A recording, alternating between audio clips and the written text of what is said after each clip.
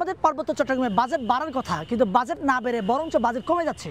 এই পার্বত্য মন্ত্রণালয়ের উপদেষ্টা সুপ্রদীপ চাকমা তিনি মুখে এত মিষ্টি কথা বলেন, ইনক্লুসিভ, কিন্তু তার কাজের সাথে কথার মিলছে না।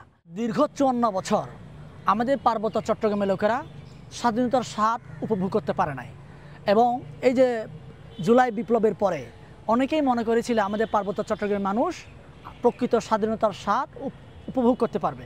এখন দেখলাম এটার ভিন্ন দিকে যাচ্ছে। যে সরকারকে, যে উপদেষ্টাকে আমরা এই পার্বত্য মন্ত্রণালয়ে বসিয়েছি, এই পার্বত্য মন্ত্রণালয়ের উপদেষ্টা সুপ্রদীপ চাকমা তিনি মুখে এত মিষ্টি কথা বলেন, ইনক্লুসিভ, কিন্তু তার কাজের সাথে কথার মিলছে না, কাজে এক্সক্লুসিভ। এই জন্য এবারে যে বাজেট হয়েছে, এই বাজেটে গত 2025-24-25-এর বাজেটে ছিল আপনার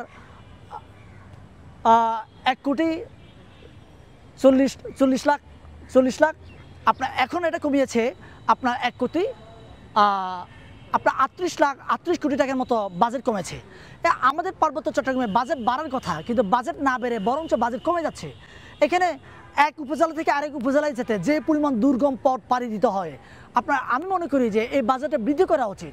তাহলে আমার পার্বত্য চট্টগ্রামের মানুষরা সত্যিকার অর্থে এই সমতলে নেয় যে নানা শিক্ষা খাতে, চিকিৎসা খাতে, নানা খাতে আমরা এগিয়ে যেতে পারবো, সামঞ্জস্য আমাদের আসবে। কিন্তু বাজেট কমিয়ে দিচ্ছে বারবার। আমি এটা তীব্র নিন্দা জানাই। আমি উদাত্ত আহ্বান জানাবো এই বাজেট আরও বৃদ্ধি করা হোক। আমার যদি অপরাধ থাকে, ধরেন আমি চুরি করেছি আর কি, হ্যাঁ, তো এটা কেউ জানে না। এখন অজানা একজন লোক রাস্তায় গল্প করছে, আর দেখছো ভাই গতকাল রাত্রে অমুক জায়গায় কিন্তু এত কোটি টাকা চুরি হয়ে গেছে। চুরি তো করেছি আমি, তাহলে আমার গায়ে এটা স্বাভাবিক, আমার গায়ে কাটা লাগবে, আমার ব্যথা লাগবে, আমার দুঃখ লাগবে। এই কেন বলছে এটা? একে আঘাত করার চেষ্টা। এখন বিএনপি যদি সত্যিকার অর্থে চাঁদাবাজ না হয়, কিংবা বিএনপি সত্যিকার অর্থে যদি দেশপ্রেমিক হয়, ভারতের দালাল না হয়, তাহলে এরা কেন ব্যথা পাচ্ছে ভাই? আমরা তো কি বলে এরকম আঘাত করে বলছি না, কারোকে ইন্ডিকেট করে বলছি না যে বিএনপি অমুক তমুক, আমরা তো এভাবে বলছি না। আমরা বলছি যে যারা চাঁদাবাজি করতে চায়, যারা টেন্ডারবাজি করতে চায়, ওরা নির্বাচন চাচ্ছে দ্রুত, আমরা এভাবে বলছি। আমরা টার্গেট করে বলছি না যে বিএনপিকে। তো এটা মনে করি কি, আসলে বিএনপি চাইতেই পারে, তারা যেহেতু দীর্ঘদিন ধরে নির্বাচনের জন্য ওরা আন্দোলন করে আসছে, স্বাভাবিকভাবে ওরা চাইতেই পারে।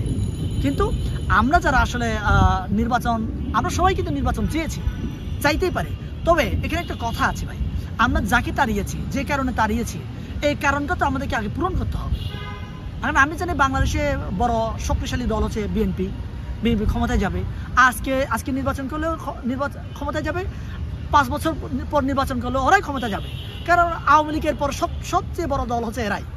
তো মানে এখানে কোনো বিতর্ক করার সুযোগ নাই।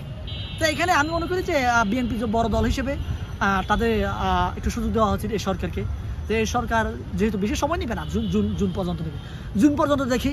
জুন পর্যন্ত যদি ওরা যদি বিতর্কিত করার চেষ্টা করে, আমরা সবাই মিলে পরে আবার কথা বলবো, এই সরকারকে উৎখাতের চেষ্টা করব। আমরা দেখবো যে কি করছে এই সরকারটাকে, সুযোগ দেওয়া উচিত আমি মনে করছি।